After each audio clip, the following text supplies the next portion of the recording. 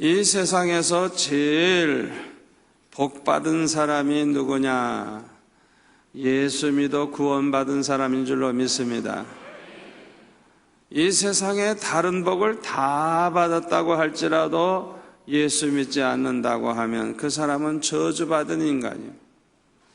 영원한 지옥에 들어갈 자이니 저주받은 인간이에요. 여러분, 복 중에 최고의 복은 예수 믿어 구원받는 복입니다. 그래서 예수 믿는다는 것 자체를 아주 영광으로 알고 기뻐하고 예수 믿게 해주신 하나님께 감사하고 나는 가장 큰 복을 받았다 하는 그런 아주 확신을 가지고 살아갈 수 있기를 바랍니다. 이 세상에서 제일 지혜로운 사람이 누굴까요? 하나님을 경외하는 자예요.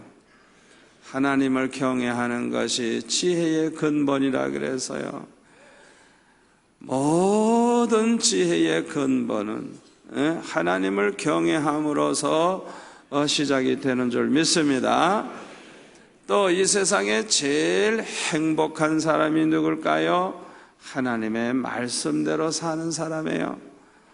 신명기 10장 13절에 보면은 우리의 행복을 위해서 하나님이 율법을 주셨고 규례를 주셨고 말씀을 주셨고 계명을 주셨고 하나님께서 주신 그 모든 것은 목적이 어디에 있느냐? 우리의 행복을 위해서. 아멘. 그래서 이 세상에서 행복을 찾는 길을 다른 데서 찾으려고 그러면 안 돼요. 돈에서 찾을 수 있는 게 아니에요. 명예에서 찾을 수 있는 게 아니에요. 사람에게서 찾을 수 있는 거 아니에요. 돈에서 찾을 수 있는 거 아니에요. 하나님의 말씀대로 살면 가장 행복자가 되는 줄 믿습니다. 우리가 여기에 대한 확신이 있어야 돼요. 확신이. 애매하면 안 돼요. 확신이 있어야 돼요. 이 세상에서 제일 복받은 사람은 예수 믿어 구원받은 사람. 이 세상에서 제일 지혜로운 사람은 하나님을 경외하는 사람. 이 세상에서 제일 행복한 사람은 하나님의 말씀대로 사는 사람. 아멘. 언제나 마음속에 이렇게 정리해 놓고 살아가시기를 바랍니다. 예수 믿고 구원받은 사람들이 하나님을 경외하면서 하나님의 말씀대로 살면 이 세상에서 천국의 맛을 보면서 살다가 평안히 천국으로 가게 될 것 같은데 실제로 보면 그렇지가 않아요. 실제로 보면 이 예수 믿고 구원받은 사람들이 하나님을 경외함에도 불구하고 환난을 당할 때도 많고 핍박을 당할 때도 많고 많은 그런 시험을 당하고 고난을 당하게 되는 것을 볼 수가 있어요. 우리 성도들에게 왜 이런 환난과 핍박과 시험과 고난이 찾아오느냐? 거기에는 이유가 있어요. 하나님의 뜻이 있어요. 계획이 있어요. 아멘. 오늘 여기에 대해서 말씀을 드리면서 은혜를 받고자 합니다. 왜 우리 예수 믿는 사람들에게도 환난이 오고 핍박이 오고 시험이 오고 왜 고난이 오느냐? 하나님이 그것을 우리를 허락하시는 이유가 있는데 첫 번째 이유가 뭐냐? 죄를 끊어버리게 하기 위해서요. 죄를 끊어버리게 하기 위해서. 베드로전서 4장 1절에 보면은 그리스도께서 이미 육체의 고난을 받으셨으니 너희도 같은 마음으로 갑옷을 삼으라. 이는 육체의 고난을 받은 자는 죄를 끝쳤음이니 그 후로는 다시 사람의 정욕을 따르지 않고 하나님의 뜻을 따라 육체의 남은 때를 살게 하려 함이니라. 너희가 음란과 정욕과 술취함과 방탕과 향락과 무법한 우상 숭배를 하여 이방인의 뜻을 따라 행한 것은 지나간 때로 족하도다. 그러므로 너희가 그들과 함께 그런 극한 방탕의 다른 절 아니하는 것을 그들이 이상히 여겨 비방하나 그들이 산자와 죽은 자를 심판하기로 예비하신 이에게 사실대로 고하리라 그랬어요. 우리가 고난을 받음으로써 죄를 끝이게 된다 그랬어요. 하나님께서 우리 사랑하는 성도들에게 고난을 주시는 목적 중에 하나가 뭐냐? 죄를 끊어버리게 하기 위해서. 아멘. 아무리 하나님을 경외하면서 거룩하게 사는 사람 같아도 버리지 못했거나 끊어버리지 못한 죄가 있습니다. 그러므로 이것을 끊어버리게 하기 위해서 하나님은 고난을 허락하시는 거예요. 마태복음 19장 16절에 보면은 이런 말씀이 있어요. 마태복음 19장 16절 이하에 보면은 이런 말씀이 나옵니다. 어떤 사람이 주님께 와서 말하기를 선생님이여 내가 무슨 선한 일을 하여야 영생을 얻으리까? 이렇게 질문을 했어요. 이때 예수님께서 말씀하시기를 어찌하여 선한 일을 내게 묻느냐? 선한 이는 오직 한 분이시라. 내가 생명에 들어가려면 계명을 지키라. 그랬더니 이르되 어느 계명이 오니까? 반문을 또 했어요. 예수께서 이르시되 살인하지 말라, 간음하지 말라, 도둑질하지 말라, 거짓 증언하지 말라, 내 부모를 공경하라, 내 이웃을 내 자신과 같이 사랑하라 하신 것이니라. 그랬더니 그 청년이 말하기를 이 모든 것을 내가 지키어 싸운데 아직도 무엇이 부족하니까? 그렇게 또 반문을 했어요. 그때 예수님께서 말씀이를 내가 온전하고자 할진대 가서 내 소유를 팔아 가난한 자들에게 주라. 그리하면 하늘에서 보화가 내게 있으리라. 그리고 와서 나를 따르라 말씀하셨더니 그 청년이 재물이 많음으로 이 말씀을 듣고 근심하며 돌아갔다고 그렇게 말씀하고 있습니다. 이 청년은 아주 종교적으로나 도덕적으로나 아주 훌륭해 보이는 사람이었습니다. 16절에서 보면은 선생님이여 내가 무슨 선한 일을 하여야 영생을 얻으리까 한 것을 보면은 아주 영생에 관심이 있는 사람이었어요.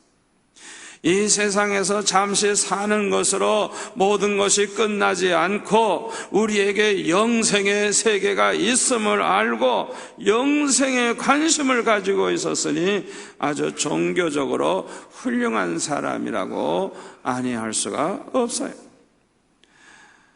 그리고 예수님께서 17절 이하에 보면은 어찌하여 선한 일을 내게 묻느냐? 선한 이는 오직 한 분이시니라. 내가 생명에 들어가려면 계명을 지키라 말씀하시면서 살인하지 말라, 간음하지 말라, 도둑질하지 말라, 거짓 증언하지 말라, 내 부모를 공경하라, 내 이웃을 내 자신과 같이 사랑하라 이렇게 주님께서 말씀하셨을 때 그는 20절에 보면 이렇게 대답합니다. 이 모든 것을 내가 지키어 싸우니. 자기가 그걸 다 지켰대요. 내가 이걸 다 지켰는데 아직도 뭐가 부족합니까? 아주 큰 소리를 지어요. 아주 대단히 훌륭해 보이는 사람입니다. 그런데 그에게는 자기 자신이 깨닫지 못하고 있는 부족한 점이 하나 있었어요. 그게 뭐예요? 내 이웃을 내 몸과 같이 사랑하라고 하신 그 말씀대로 살지 못한 거예요. 그래서 21절에 보면 내가 온전하고자 할진대 방법이 있다 이거예요. 어떻게 하면 되느냐? 이제 가서 내 소유를 팔아 가난한 자들에게 주라. 그리하면 하늘에서 보화가 내게 있으리라. 그리고 와서 나를 따르라 말씀하셨어요. 소유를 팔아서 가난한 자들에게 다 주면 거지되고 망하는 게 아니고 하늘에서 보화가 내게 있으리라 약속을 하시면서 그리고 나서 따르라고 주님이 말씀하셨어요. 그때 그 청년은 22절에 보면 뭐라 그랬어요? 재물이 많음으로 이 말씀을 듣고 어떻게 해요? 근심하며 갔대. 근심하며 갔대. 고민을 한 것이죠. 여기에서 이 청년의 아주 무서운 죄, 아주 결정적인 큰 죄가 무엇인지 드러나고 있는 것입니다. 그것은 뭐냐? 하나님보다도 재물을 더 사랑하는 우상숭배 죄인 것입니다. 하나님 외에 다른 신을 두지 말라고 분명히 말씀하셨는데 이 청년의 신은 하나님이 아니에요. 이 청년의 신은 재물이었던 것입니다. 그러므로 재물을 포기할 수 없어서 그 대신 하나님을 떠났고 영생을 포기한 것입니다. 여러분, 디모데전서 6장 10절에 보면은 돈을 사랑함이 뭐라고요? 일만하게 뿌리가 되나니, 돈을 사랑함이 일만하게 뿌리가 되나니, 이것을 탐내는 자들, 돈을 탐내는 자들은 미혹을 받아서 믿음에서 떠나 많은 근심으로 자기를 찔렀도다. 돈의 눈이 어두워서 돈을 하나님보다 더 사랑하는 사람은 믿음에서 떠나게 돼 있어요. 하나님을 저버리게 돼 있어요. 돈이 우상이 되니까, 재물이 우상이 되니까 그 사람은 하나님의 원수가 될 수밖에 없는 거예요. 오늘날 이 청년과 같은 그리스도인들이 많이 있습니다. 겉으로 볼 때는 훌륭한 그리스도인으로 보입니다. 주일날이면 교회에 나와서 예배드리고 성가대원으로 봉사도 하고 11조도 하고 건축헌금도 합니다. 그러나 포기하지 못하는 것이 있는 것입니다. 끊어버리지 못하고 있는 죄가 있는 것입니다. 하나님의 말씀대로 순종하지 못하고 있는 무엇이 있는 것입니다. 여러분 잘 들으세요.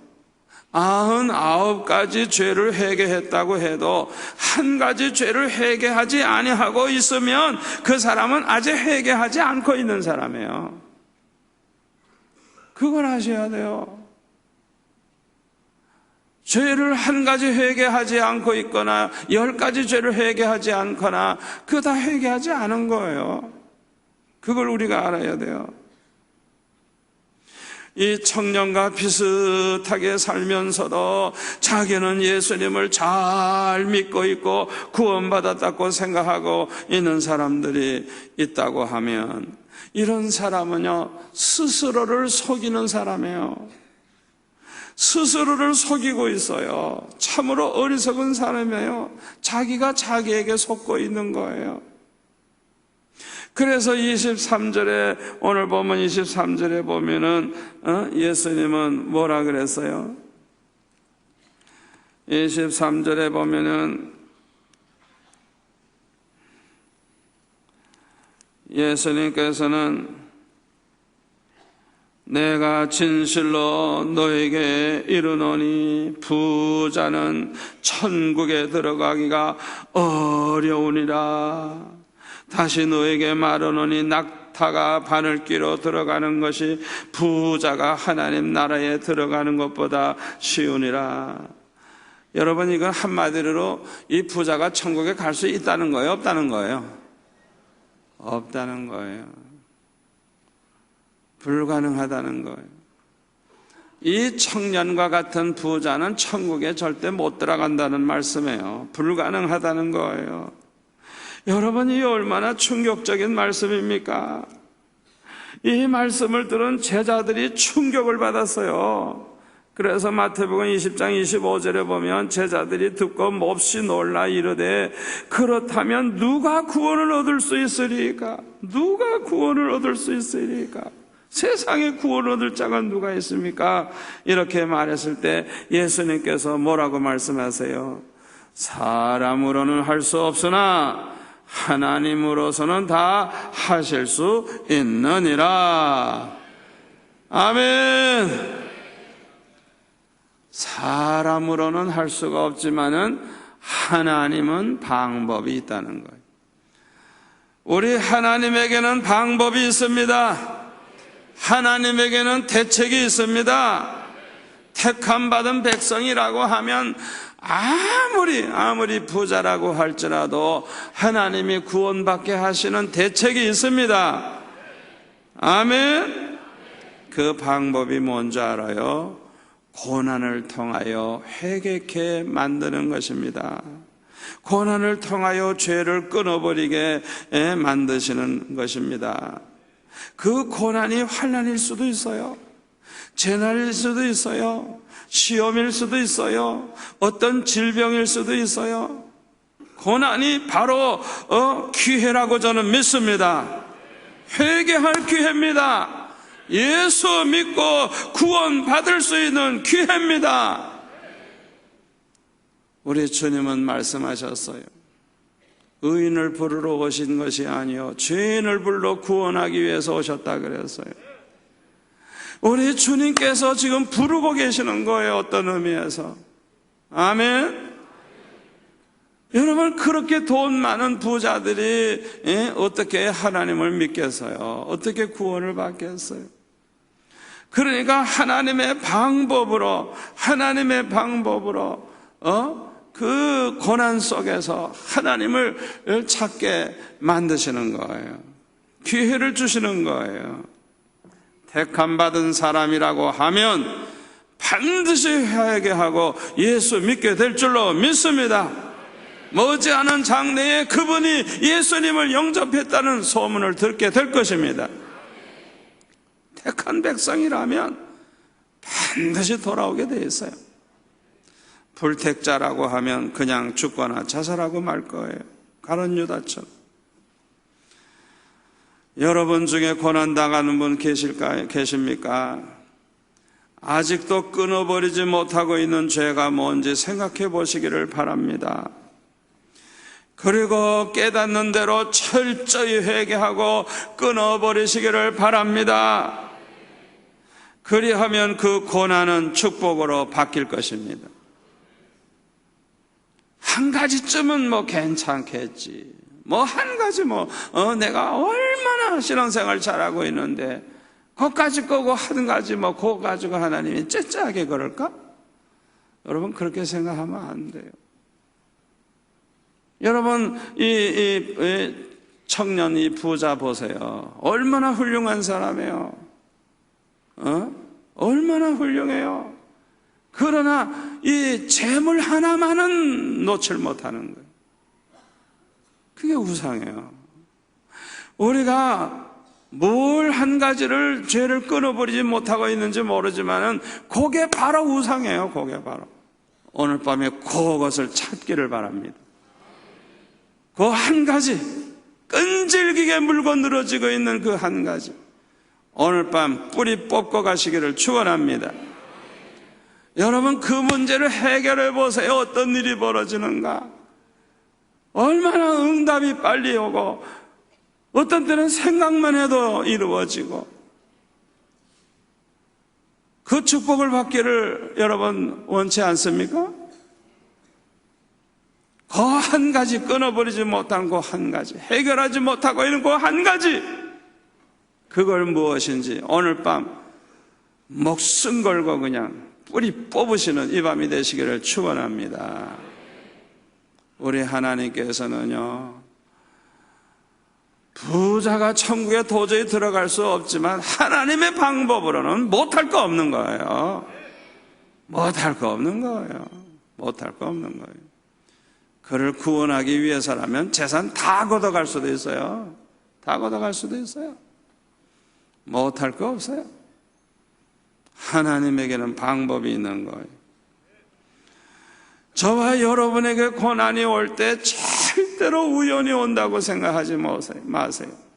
내가 예수를 잘 믿는데, 내가 기도 생활을 많이 하는데 왜 이 고난이 올까? 그런 생각하지 마세요. 감춰져 있는 죄가 뭔지, 내가 아직도 해결하지 못한 죄가 뭔지 그걸 생각해 보셔야 돼요. 아멘. 하나님이 우리에게 주시는 고난은 반드시 이유가 있습니다. 하나님의 뜻이 있습니다. 하나님의 계획이 있습니다. 절대로 우연으로 돌리지 마세요. 여러 가지 이유가 있지만 그 중에 하나는 끊어버리지 못한 죄를 끊어버리게 하기 위해서 하나님께서 고난을 주실 때가 있는 거예요. 두 번째로는 은혜 받을 기회를 주시기 위해서 고난을 허락하시기도 합니다. 우리의 신앙은 뜨겁든지 차든지 해야 돼요. 미지근하면 안 돼요. 라오디게아 교회 성도들처럼 미지근하면 안 돼요. 하나님이 아주 얼마나 미지근한 신앙을 싫어하시는지 아예 토해내버리겠다고 했어요. 예? 얼마나 싫어하시는지 몰라요. 예? 뜨겁든지 차든지 둘 중에 하나 택해야 돼요. 이왕 예수 믿으려고 하면 아주 뜨겁게 믿는 성도들 되시기를 바랍니다. 그런데 오늘날 미지근한 그리스도인들이 너무 많아요. 심지어는 우리 목사, 전도사, 선교사들까지도 신앙이 미지근한 사람들이 너무 많아요. 일평생 한 번도 큰 은혜 받지 못한 사람이 너무나도 많아요. 사람은 참으로 간사합니다. 간사해요. 평안하고 모든 것이 잘 되면요, 그저 깜빡하는 기도만 해요. 깜빡, 그저 눈 깜빡 이러고만 하는 거예요. 깜빡 기도. 그저 형식적 기도죠. 다시 말하면 평안하고 모든 게 잘 되면 기도할 게 없는 거예요. 기도할 게 없어. 그래서 30분 동안도 기도하지를 않아요. 목사라고 하는 사람이 30분도 기도 안 해. 새벽 예배 나와가지고 한 5분 기도하면 그냥 들어가 버려. 그런 목사님들 셌어요. 물론 방 안에 들어가 기도하시는 분도 계시겠지만은 분명히 들어가서 주무시는 분이 더 많을 거예요. 평생 그저 형식적으로 기도하고 30분도 기도해보지 못하는 이런 사람들은요, 큰 은혜의 체험을 할 수가 없어요. 여러분 잘 들으세요. 큰 은혜 받은 사람들의 공통점이 뭔지 압니까? 큰 고난을 당한 적이 있다는 거예요. 그게 공통점이에요. 우리 인간들은 간사해가지고요, 아주 큰 고난이 와야만, 아주 너무너무 급한 일이 생겨야만 그냥 하나님 앞에 그냥 부르짖는 그런 간사한 그런 마음이 있어요. 평안하면 절대 그런 기도 안 해요. 안 해. 아무리 하라고 목이 터져라고 설교해도 안 해. 안 해요. 목사님들도 안 해.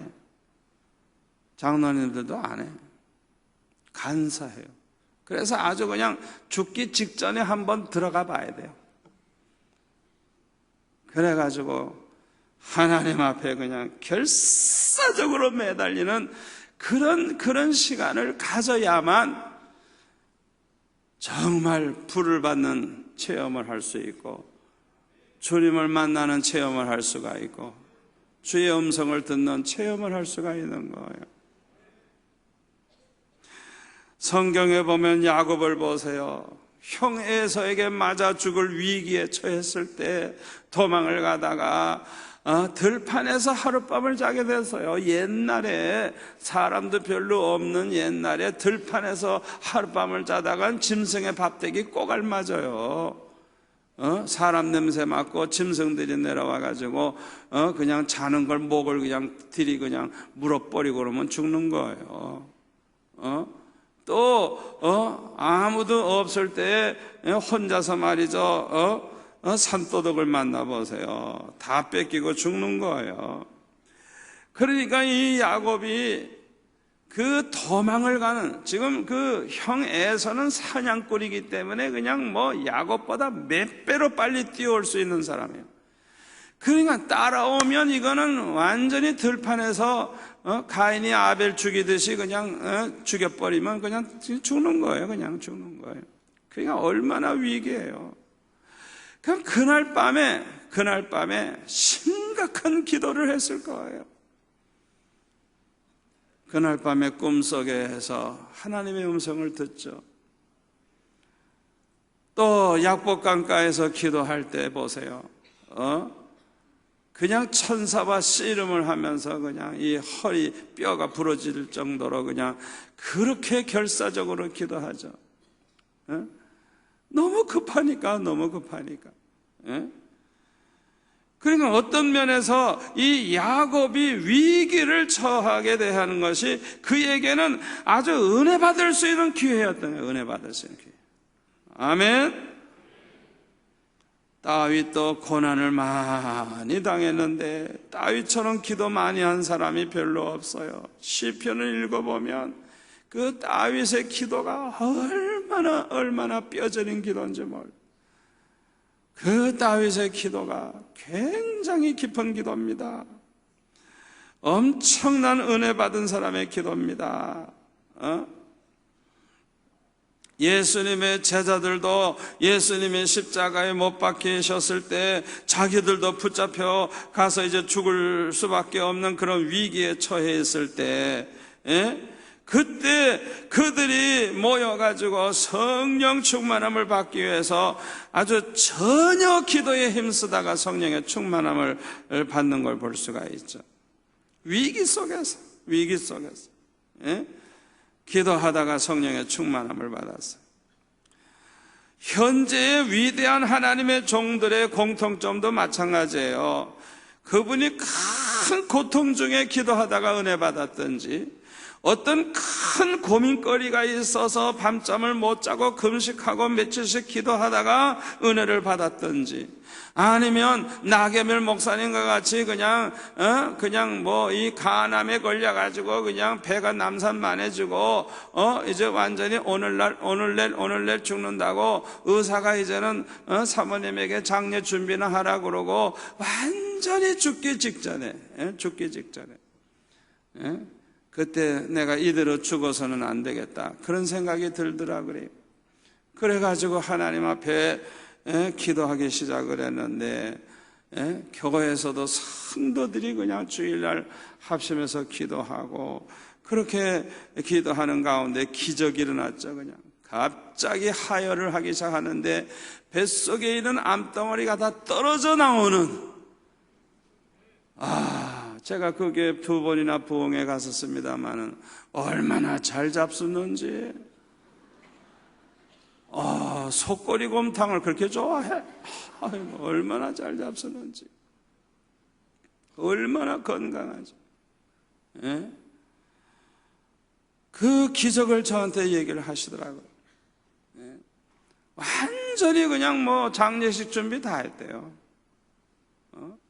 하루도 이제는 넘길 수 없는 그런, 이제는 의사가 오늘은 이제 암만 해도 세상을 떠날 것 같다고 얘기를 해서 아예 마무리하는 그 시간에 하나님께서 기적을 주셨어요. 하나님이 그 목사님을 얼마나 크게 쓰시고 계시는지 몰라요. 여러분 중에 큰 고난 중에 있는 분 계십니까? 기도하시기를 바랍니다. 야고보서 5장 13절에 보면 너희 중에 고난당하는 자가 있느냐? 그는 기도할 것이요. 아멘. 고난당하는 자가 있느냐? 기도해라. 고난은 큰 은혜 받을 기회가 되니까 기도하라는 것입니다. 여러분, 우리 성도들에게 찾아오는 고난은요, 은혜 받을 기회입니다. 더 큰 축복 받을 기회입니다.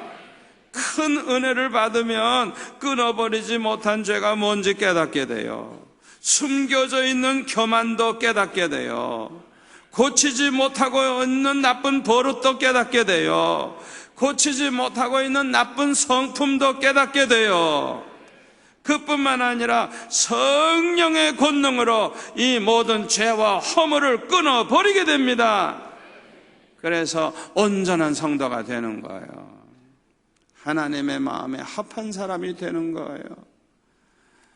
이럴 때 하나님께서 높이 들어 쓰시게 되는 것입니다.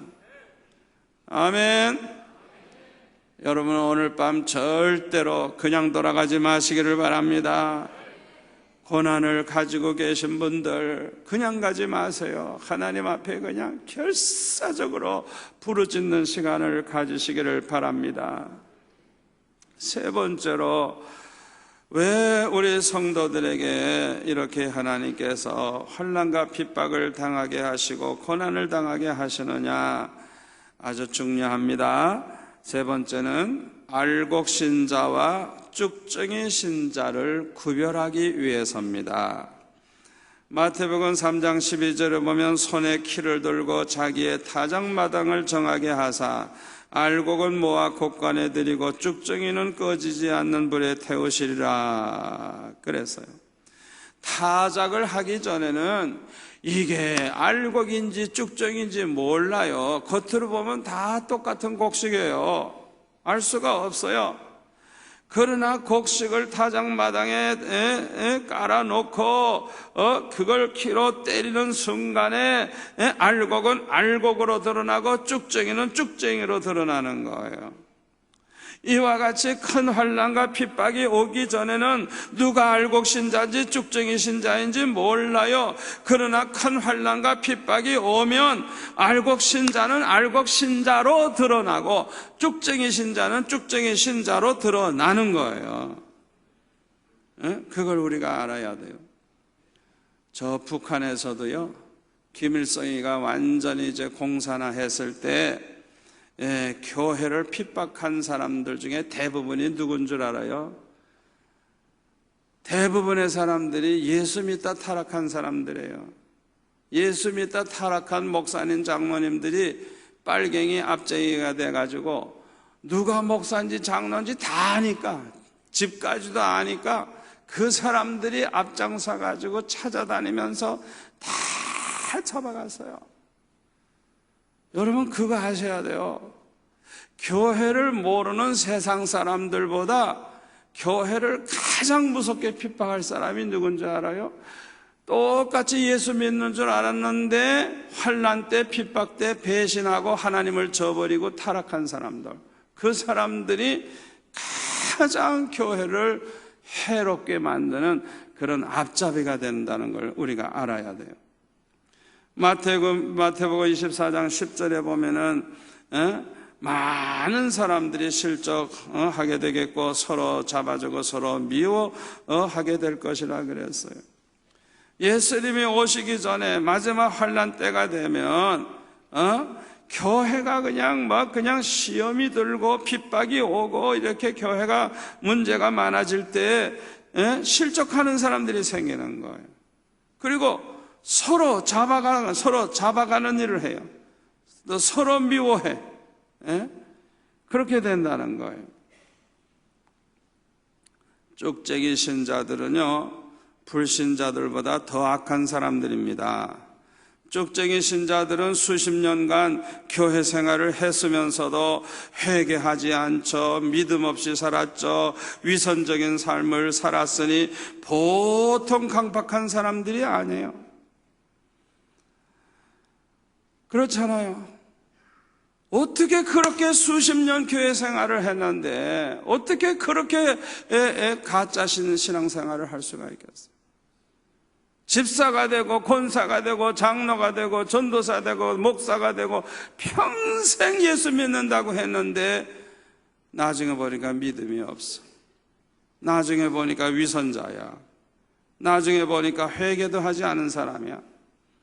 세상에 이렇게 강박한 인간이 어디 있겠어요? 어떤 사람은 예수 믿자마자 그날로 그냥 눈물 흘리고 회개하고 은혜 받고 변화되는 사람도 있는데 수십 년 그렇게 기회가 있었는데도 회개하지 않았다고 하면 그 보통 강박한 사람이 아니에요. 여러분, 교회 안에 이런 사람들이 있다는 걸 우리가 알아야 돼요. 마태복음 13장 24절에 보면은 이런 말씀이 있어요. 화면에도 나올 거예요. 마태복음 13장 24절, 예수께서 그들 앞에 또 비유를 들어 이르시되 천국은 좋은 씨를 제밭에 뿌린 사람과 같으니 사람들이 잘 때에 그 원수가 와서 곡식 가운데 가라지를 덧뿌리고 갔더니 싹이 나고 결실할 때에 가라지도 보이거늘 집주인의 종들이 와서 말하되 주여 밭에 좋은 씨를 뿌리지 아니하였나이까? 아니 그런데 가라지가 어디서 생겼나이까? 주인이 이르되 원수가 이렇게 하였구나. 종들이 말하되 그러면 우리가 가서 이것을 뽑기를 원하시나이까? 주인이 이르되 가만두라. 가라지를 뽑다가 곡식까지 뽑을까 염려하느라 둘 다 추수 때까지 함께 자라게 두라. 추수 때에 내가 추수꾼들에게 말하기를 가라지는 먼저 거두어 불사르게 단으로 묶고 곡식은 모아 내 곳간에 넣으라 하리라. 우리 예수님의 말씀이에요. 여러분, 이게 교회 모습이에요. 교회 모습. 이 지상에 있는 교회 모습이에요. 이게. 예? 그러니까 교회 안에는 알곡과 쭉쟁이들이 함께 있는 거예요. 오늘날 많은 교회들이 시끄럽고 부끄러운 일들이 많이 일어나고 있는 이유가 바로 여기에 있는 거예요. 여러분, 교회 안에서 직분이 중요한 거 아니에요. 직분이 중요한 거 아니에요. 직분에 속지 마세요.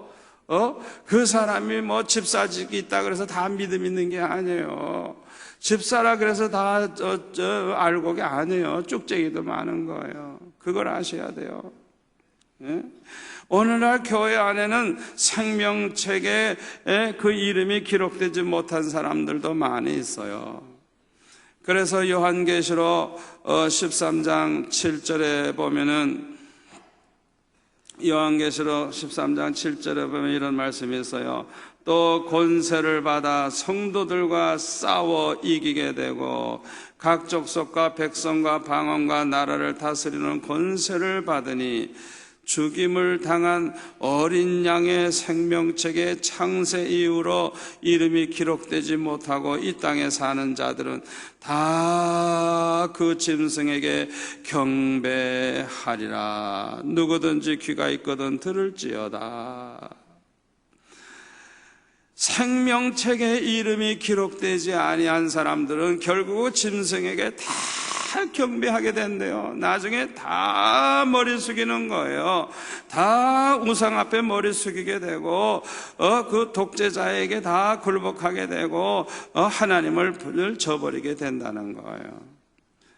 그러니까 저와 여러분이 이 마지막 환란 때는 알곡과 쭉쟁이가 드러나는 그런 아주 무서운, 어떻게 보면 내가 참 성도인지 가짜 성도인지 드러나는 그런 일종의 심판이라는 것을 알고 우리가 아주 진실한 믿음, 목숨 거는 믿음, 순교를 각오하는 믿음, 내가 죽어도 나는 끝까지 예수를 믿으리라고 하는 그런 믿음으로 무장하시기를 축원합니다.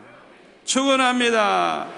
뜨겁든지 차든지 둘 중에 하나입니다. 미지근하면 안 됩니다. 아멘. 적당히 예수 믿으려고 하지 마세요. 순교적 각오로 예수를 믿으려고 하세요. 아멘. 목회자도 마찬가지예요. 제가 여러분에게 간증했죠. 공군 군목으로 갔을 때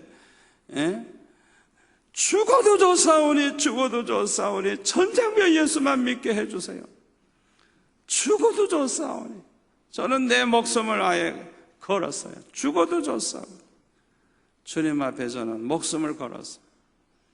그리고 내 월급 받아가지고 그걸로 다 전도하는 데 썼어요.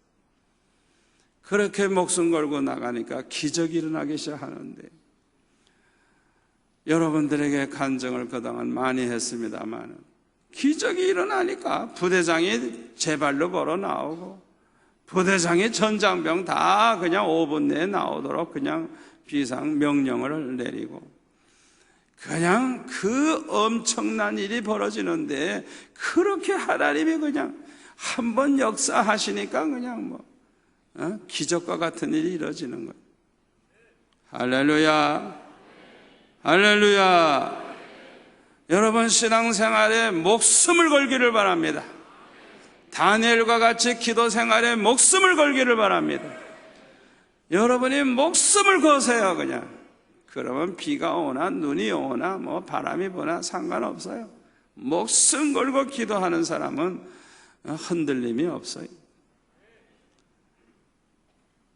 하나님 앞에서 인정받는 알곡신자들이 되시기를 축원합니다. 마지막 네 번째로는 장차 받을 영광을 위해서 하나님이 우리에게 고난을 허락하십니다. 마태복음 5장 10절에 보면은 이런 말씀이 있습니다. 의를 위하여 박해를 받은 자는 복이 있나니 천국이 그들의 것임이라. 나로 말미암아 너희를 욕하고 박해를 하고 거짓으로 너희를 거슬러 모든 악한 말을 할 때에는 너에게 복이 있나니 기뻐하고 즐거워하라. 하늘에서 너희의 상이 큼이라. 너의 전에 있던 선지자들도 이같이 박해하였느니라. 할렐루야. 의를 위해서 박해받는 분들 복이 있다는 거예요. 예수님으로 말미암아 욕을 먹고 예수님 때문에 박해를 받고 예수님 때문에 고통을 당하는 사람 다 복 있는 사람이라는 거예요. 기뻐하고 즐거워하라는 겁니다. 왜냐? 하늘에서 상이 크기 때문에. 예수님의 이름 때문에 고난받고 예수님 이름 때문에 내가 손해를 보고 예수님 이름 때문에 내가 죽는다고 할지라도 기뻐하고 즐거워할 수 있는 믿음 가지시기를 바랍니다. 기뻐할 수 있는 이유가 뭐예요? 장차 받을 그 영광이 너무 크기 때문에 우리는 기뻐할 수가 있는 줄 믿습니다. 로마서 8장 17절에 보면 자녀이면 또한 상속자 곧 하나님의 상속자여 그리스도와 함께한 상속자니 우리가 그와 함께 고난을 받기 위하여 영광을 받기 위하여 고난도 함께 받아야 할 것이니라. 생각하건대 현재의 고난은 장차 우리에게 나타날 영광과 좋게 비교할 수가 없도다. 우리는 하나님의 친아들은 아니지만은 양자예요, 양자. 그래서 법적으로 아들, 딸이 됐어요. 그래서 예수님과 똑같이 천국을 상속받습니다. 천국에 들어가서 영원히 삽니다. 아멘. 예수님과 함께 영광을 누리게 됩니다. 그러므로 예수님과 함께 고난도 받아야 된다는 거예요. 그 영광을 받기 위해서는 고난도 받아야 된다는 거예요. 왜 우리에게 고난을 허락하시는지 이유를 우리가 여기에서 깨달을 수가 있는 거예요. 십자가 없이는 부활의 영광이 없듯이 저와 여러분이 이 땅 위에 사는 동안 많은 영혼 구원하기 위해서 십자가를 지는 그런 고난, 희생의 고난을 하지 아니하면 영광도 없는 거예요. 내가 예수 믿어서 구원받으면 됐지, 그런 약삭빠른 그런 신앙생활 하지 마세요. 우리를 위해 십자가 져주심으로 말미암아 그 십자가 공로로 우리가 구원받았으면 우리도 주님을 위해서 십자가를 져야 할 줄로 믿습니다. 그 은혜의 10,000분의 1이라도 우리가 보답하려는 마음을 가져야 될 줄로 믿습니다. 주님이 걸어가신 그 십자가의 길을 우리가 따라가야 돼요. 흉내라도 내야 돼요. 아멘. 얼마나 중요한 말씀인지 모릅니다. 여러분, 지금은 마지막 때입니다. 세상 돌아가는 것이 심상치 않아요. 여러분, 제가 언젠가 말씀드렸을 거예요. 금년보다 내년에는 더 큰 환란이 있을 것이라. 내후년에는 더 큰 환란이 있을 것이라. 그러니까 우리가 이 마지막 시대에 그저 편안하게 아무 일도 없이 좀 살았으면 그런 꿈은 아예 버리세요. 큰 태풍이 올 수도 있고 지진이 올 수도 있고 전쟁이 일어날 수도 있고 지금 기름값이 그냥 자꾸 올라가서 이제 물가 자꾸 올라가죠. 아무리 이명박 대통령이 아무리 뭐 경제적으로 잘 하려고 해도요, 아니 기름값이 자꾸 뛰는데 어떻게 물가가 올라갈 수밖에 없지. 생각해 보세요. 모든 생산가가 다 올라가는 거 아니에요. 다 올라가는 거 아니에요. 그러니까 모든 것이 자꾸 올라가고 수입은 없어. 그러면 생활이 뻔하죠. 뻔하죠. 앞으로 기름값이 지금보다 2배, 3배 더 뛸지도 몰라요. 한번 상상해 보세요. 모든 징조가 심상하지 않아요. 보통 일이 아니에요, 지금. 어떻게 보면 큰 환난의 징조라고 볼 수가 있어요. 우리 성도들은 어떤 고난이 와도 이유를 알고 살면 절대로 낙심하지 아니하고 잘 참고 견디고 승리할 수 있는 줄 믿습니다. 왜 성도들에게 고난을 하나님이 허락하신다 그랬습니까? 첫째로는 죄를 끊어버리게 하기 위해서. 끊어버리지 못한 죄 한 가지라도 남아있다고 하면 그것을 끊어버리게 하기 위해서라도 하나님은 반드시 고난을 주신다는 걸 기억하시기를 바랍니다. 아이고 나는 뭐 99% 다 말씀대로 사는데 그것까지 한 가지 가지고 그러나 천만의 말씀. 한 가지가 사람을 죽이는 거예요. 꼭 병이 10가지, 20가지 걸려야 죽는 거 아니에요. 한 가지 병에도 죽어요. 한 가지 병에도. 한 가지 병에 걸려도 죽는다고요. 그걸 우리가 알아야 돼요. 그렇기 때문에 오늘 밤에는 특별히 나에게 남아있는, 숨겨져 있는 그 한 가지 죄가 뭔가, 그걸 하나님 앞에 알게 해달라고 그러고 철저히 그걸 놓고 하나님 앞에 회개할 수 있는 이 밤이 되시기를 바랍니다. 은혜 받을 기회를 주시려고 고난을 또 허락하신다 그래서요, 고난이 클수록 목숨 걸고 기도하게 될 줄 믿습니다. 답답할수록, 절망에 빠질수록 하나님 앞에 마지막 기도를 하게 되죠. 그 마지막 기도, 내가 이 기도하다가 이젠 죽을란다, 그렇게 생각할 때 그냥 불을 받아버리는 거예요. 그렇게 기도할 때 주의 음성을 듣는 거예요. 큰 은혜 받은 사람들 대개 간증을 들어보면 그냥 그 마지막 순간에 하나님이 응답을 하죠. 어떻게 보면 하나님이 장난기가 있는 것 같아요. 그 좀 미리 좀 응답하면 얼마나 좋아. 그 마지막 순간에 그 마지막 순간에 아슬아슬할 때, 그럴 때 그냥 딱 그냥 주님께서 응답을 하시는 그런 경우가 얼마나 많은지 몰라요.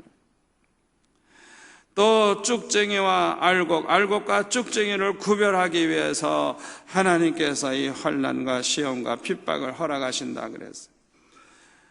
여러분, 이제 이 세상에 자꾸만 이제 이 환난이 오고 고난이 와 보세요. 알곡신자는 알곡신자로 나타나고 쭉쟁이는 쭉쟁이로 드러나요. 별별 짓 다 할 거예요, 이 쭉쟁이들이. 예? 여러분, 그거 보고 낙심하지 마세요. 성경에 이미 예언되어 있으니까 주님 말씀 그대로 저 사람이 바로 쭉쟁이였구나, 그저 그렇게 생각하면 되는 거예요. 아멘. 절대로 여러분 충격받지 마세요. 교회 안에는 알곡과 쭉쟁이가 함께 있는 거예요. 예? 우리 수영로 교회 같은 이 교회는 알곡들이 많아가지고 쭉쟁이들이 길을 못 써, 그냥. 그래서 참 이 교회가 얼마나 은혜롭고 좋은지 몰라요. 쭉쟁이들이 알곡으로 변화되는 역사가 일어나는 교회, 얼마나 축복된 교회인지 몰라요. 아멘. 네 번째로는 장차받을 영광을 위해서 하나님이 고난을 우리에게 허락하신다 그랬어요. 장차받을 영광을 위해서. 저와 여러분이 편안하게 살 생각만 하지 말고, 이렇게 살기 힘들고 고난이 있음에도 불구하고 주님을 위해서 살고 복음을 위해서 살고 한 영혼이라도 구원하려고 하고 어떻게 해서든지 땅끝까지 복음 전하다가 주님 맞이할 준비를 하는 그런 성도들이 되시기를 바랍니다. 교회 안에서도 이 소그룹 모임, 사랑방 모임, 이런 모임을 위해서 희생을 하고 정성을 다해서 여러분들로 말미암아 많은 사람들이 말씀으로 무장이 되고 성령으로 무장이 되고 모두가 다 알곡신자가 돼서 그들과 함께 주님 앞에 가게 된다고 하면 얼마나 영광이에요. 아멘. 예수님 재림하실 때 그런 사람들이 제일 복 있는 사람이라 그랬어요. 제일 복 있는 사람이에요. 아무리 세상이 살기 어렵고 환난이 많아도 거기에 신경 쓸 필요 없어요. 우리가 할 도리만 하면 우리를 위해서 하나님이 모든 걸 다 책임져 주실 줄로 믿습니다. 우리가 하나님을 기쁘시게 하면 하나님은 우리를 기쁘게 해 주실 줄 믿습니다. 우리가 하나님을 사랑하면 하나님도 우리를 사랑하실 줄 믿습니다. 주를 사랑하는 자가 주의 사랑을 받고, 아멘. 그를 사랑하는 자가 그의 사랑을 받게 되어 있어요. 오늘 주신 말씀이 우리 평생의 축복이 될 줄로 믿습니다.